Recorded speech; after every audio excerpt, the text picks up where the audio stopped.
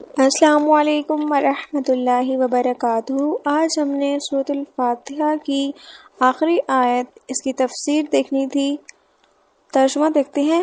غیر المغضوب علیہم ولا الضالین، نہ ہی ان لوگوں کے راستے پر جن پر تیرا غضب کیا گیا اور نہ ہی ان کا جو گمراہ ہیں۔ اب یہاں 3 کیٹیگریز ہمیں بتائی گئی۔ ایک وہ لوگ جن پر اللہ تعالیٰ کا انعام ہوا، اور سیکنڈ کیٹیگری بتائی جا رہی ہے وہ لوگ جن پر اللہ کا غضب نازل ہوا۔ اور وہ کون سے لوگ ہیں؟ سب سے پہلا غضب اللہ تعالیٰ کا ابلیس پر ہوا، اس نے نافرمانی اور تکبر کیا۔ اور المغضوب یہ جو ورڈ ہے اس کا روٹ ہے غین، ضاد اور با، غضب، اور اس کا مطلب جس پہ اللہ کا غصہ ہوا۔ اور یہ ایسے لوگ ہیں جن کو اللہ نے علم دیا لیکن انہوں نے عمل نہ کیا، تکبر کیا۔ بہت سی قومیں ہیں جن پر اللہ کا غضب ہوا، جس میں قوم نوح علیہ السلام کی قوم۔ نوح علیہ السلام نے دن رات اپنی قوم کو پکارا۔ وہ کہتے ہیں کہ اللہ تعالیٰ، میں نے اپنی قوم کو دن اور رات کھلے عام اور چھپکے بھی پکارا، لیکن انہوں نے میری دعوت کو قبول نہ کیا، ہٹ درمی سے کام لیا۔ پھر کیا ہوا؟ پھر ان پر اللہ تعالیٰ کی طرف سے پانی کا عذاب نازل ہوا۔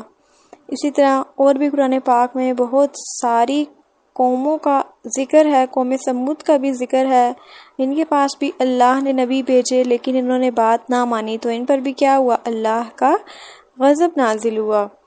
سورہ یوسف میں آتا ہے 111 آیت میں، بے شک ان کے قصوں میں بڑی عبرت ہے لیکن عقل مندوں کے لیے۔ تو ان سب قصوں میں عبرت کس کے لیے ہے؟ کون نصیحت حاصل کرنا چاہتا ہے؟ وہی لوگ جو عقل رکھتے ہیں، جو واقعی سمجھتے ہیں کہ ہمیں یہ کام نہیں کرنے جو اس سے پہلی قوموں نے کیے ہیں۔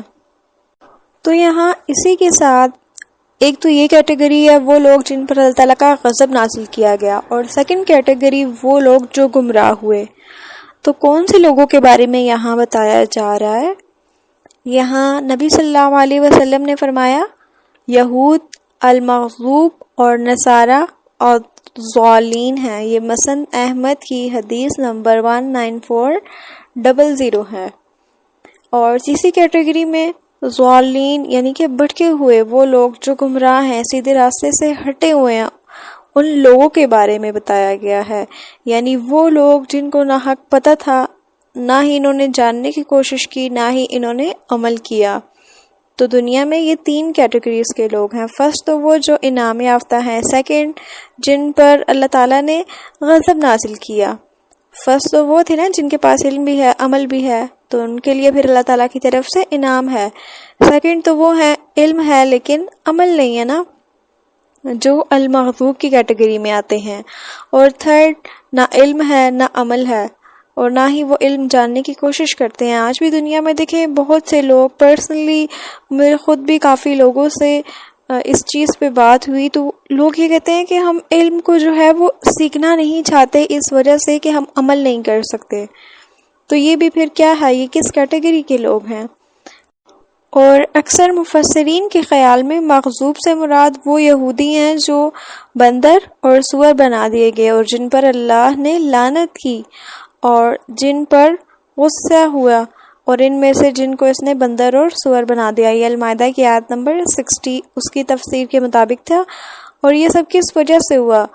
یہود نے حق کو پہچانا، اس کی پیروی نہیں کی، اور نصارہ نے کیا کیا؟ بغیر علم کے اللہ کی عبادت کی۔ ابن تیمیہ کیا ہے یہ؟ اسی طرح ضالین یعنی کہ گمراہوں سے مراد وہ لوگ ہیں جنہوں نے نصارہ کی مانند حق کو ترک کر دیا، تو پھر وہ کیا ہوئے؟ گمراہی میں مبتلا ہو گئے، انہوں نے گمراہی اختیار کی۔ دیکھا جائے تو عیسائی جو ہیں وہ صراط مستقیم کا علم نہیں رکھتے، اسی وجہ سے وہ گمراہ ہوئے تھے، اور ایسا ابن کثیر میں ہے، ابن کثیر کی یہ روایت ہے۔ اور عیسائی عمل کرنے والے ہیں لیکن ان کا طریقہ عمل غلط ہے۔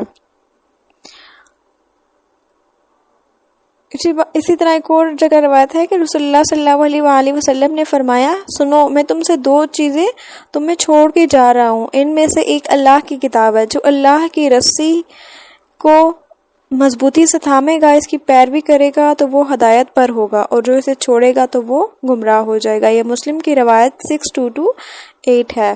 تو سورہ فاتحہ میں ہمارے لیے 3 گروہوں کا جو ذکر ہے، اس کے آگے انشاءاللہ سورۃ البقرہ میں ہم ڈیٹیل بھی جانیں گے، لیکن اس آیت میں ہم نے یہ جانا کہ وہ لوگ، ان لوگوں میں سے ہم نے نہیں ہونا جو علم تو ہے ان کے پاس لیکن عمل نہیں کرتے۔ تو ہم نے کیا کرنا ہے؟ جو ہمارے پاس علم ہے اس پہ عمل کی بھی اللہ تعالیٰ سے ہی دعا بھی کرنی ہے، اور ایسا بھی نہیں کرنا کہ اگر آپ کو کسی چیز کا علم نہیں ہے تو آپ اس چیز کو جانے بھی نہ، نہیں، آپ جاننے کی کوشش کریں اور اس پر عمل بھی کرنے کی کوشش کریں۔ تو یہ 2 کیٹیگریز میں ہم نے شامل نہ ہونے کی دعا کرنی ہے، اور اللہ تعالیٰ سے دعا کرنی ہے کہ اللہ تعالیٰ ہمیں انعام یافتہ لوگوں میں شامل کر دے، بہترین لوگوں میں شامل کر دے، کیونکہ علم کے بغیر عمل نہیں آ سکتا، اور عمل کے لیے پھر علم سیکھنا ضروری ہے۔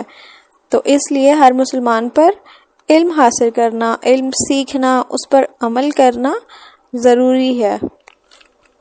تو یہاں سورۃ الفاتحہ اختتام ہوئی، اور اس کے بارے میں ایک اور روایت میں ہے کہ سیدنا ابو ہریرہ سے روایت ہے کہ رسول اللہ صلی اللہ علیہ وآلہ وسلم نے فرمایا، جب امام آمین کہے تو تم بھی آمین کہو، کیونکہ جس کی آمین ملائکہ کے ساتھ ہوگی اس کے پچھلے گناہ معاف کر دیے جائیں گے۔ بخاری کی روایت 780۔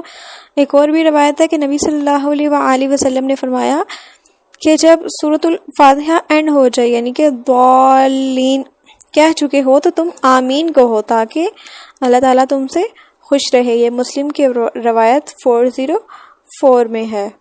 تو ہم نے کیا کرنا ہے؟ سورۃ الفاتحہ جب بھی پڑھنی ہے تو آمین لازمی کہنا ہے، اور جو ہم نے پڑھا اللہ تعالیٰ اس پہ ہمیں عمل کرنے کی بھی توفیق عطا فرمائے۔ آمین ثم آمین۔